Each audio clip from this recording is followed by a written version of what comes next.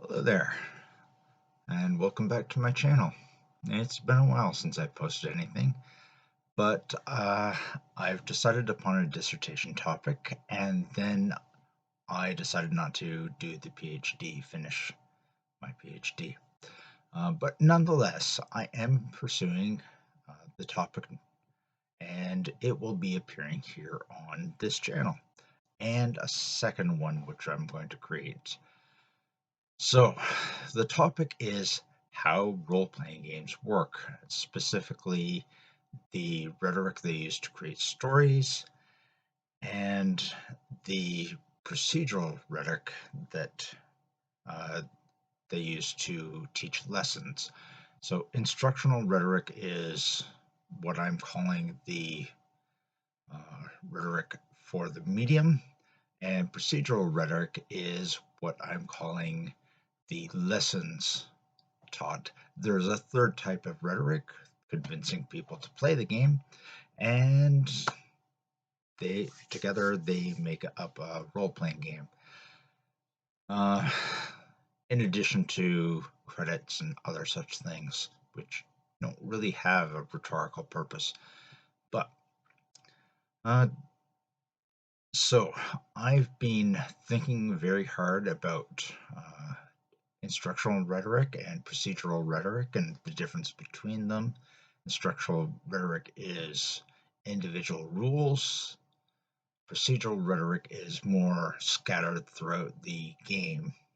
And uh, so they require different methods of doing things.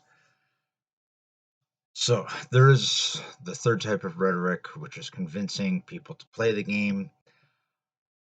I am going to leave that for someone else and generally just focus on the two types of rhetoric that produce stories within the games. That is the bulk of what I'm doing.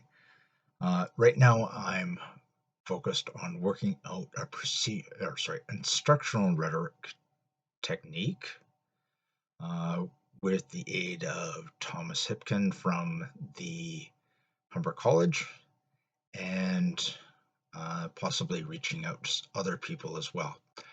So that is going to be the bulk of my thing.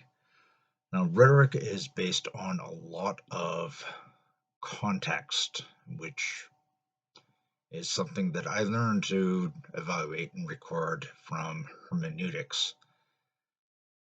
So, generally, in order to analyze part of something, you need to know the entire thing, or at least recognize that it is part of the something that exists. And so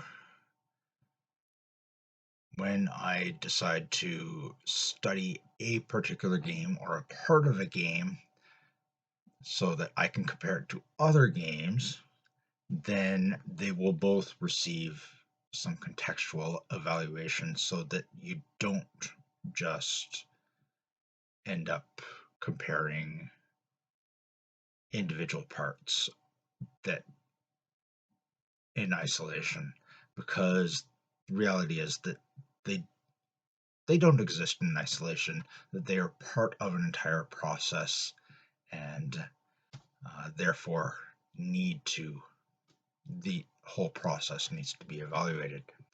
That said, the whole process doesn't need to be evaluated to the same degree of detail as the particular part analyzed. So yeah, uh, the rhetoric forced me to look at the goal of the game and how that manifests. And so the goal of most story games is to create a story. But there are sub goals which exist as well, depending on the game. So it is very common for games to have combat systems, and therefore determining who wins a combat is a sub goal.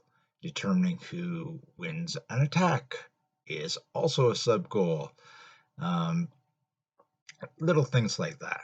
So, procedural rhetoric, first invented by Ian Bogost, or coined by Ian Bogost, is more of the life lessons learned.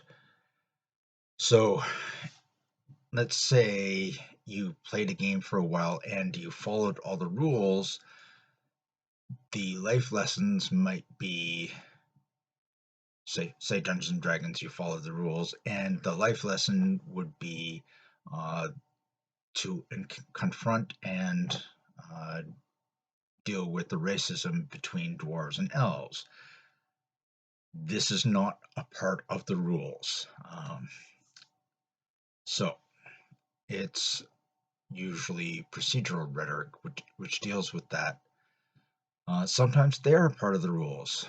So that's where you get narrativist types of games, which ask an open-ended question and then leave the question to be explored by the players. So yeah, that's basically what I've been working on, and I hope you stay in touch or stay tuned in for future videos. Hopefully by this time next week, I will have a rough instructional rhetoric worked out and have started working on procedural rhetoric methodology. So thank you, and until next session.